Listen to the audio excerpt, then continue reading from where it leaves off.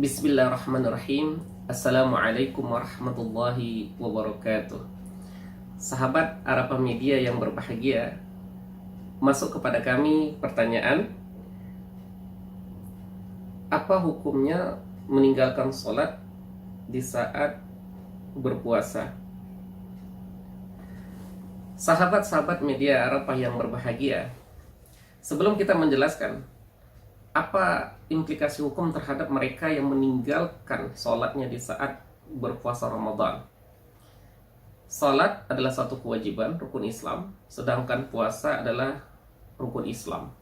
Keduanya memiliki syarat dan rukun, dan keabsahan suatu ibadah itu ditinjau daripada rukun dan syaratnya, terpenuhi apa tidak. Tapi sebelum kita berbicara terhadap kasus ini, kita lihat dulu perkara ini dari sisi sholat.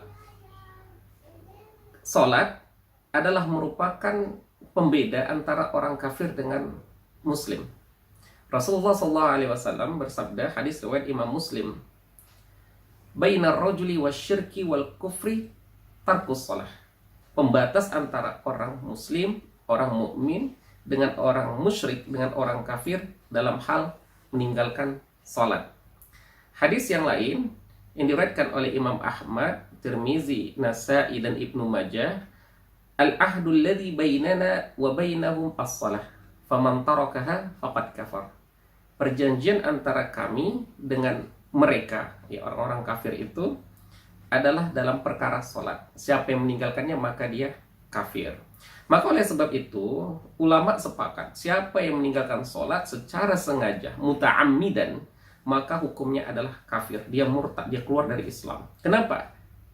Yuhallilu ma haramallah wa yuharrimu ma ahalallah. Yang menghalalkan yang diharamkan Allah, mengharamkan yang dihalalkan Allah, menghalalkan yang diharamkan Allah, maka hukumnya adalah kafir. Dalam hal ini, dia menghalalkan untuk meninggalkan sholat, atau dia tidak merasa sholat itu ada kewajiban kepadanya, maka hukumnya adalah kafir. Maka oleh sebab itu, orang kafir, apapun amalnya maka tertolak. Ya, bukan hanya puasanya saja, bahkan hajinya, zakatnya, seluruh kebaikan-kebaikannya tertolak di sisi Allah karena dia kafir. Berbeda halnya apabila dia meninggalkan sholat disebabkan malas. Ya, disebabkan malas. Dia masih merasa sholat itu wajib tapi nggak mau melaksanakannya. Maka dia disebut sebagai fasik, yaitu dia bermaksiat kepada Allah Subhanahu wa Ta'ala.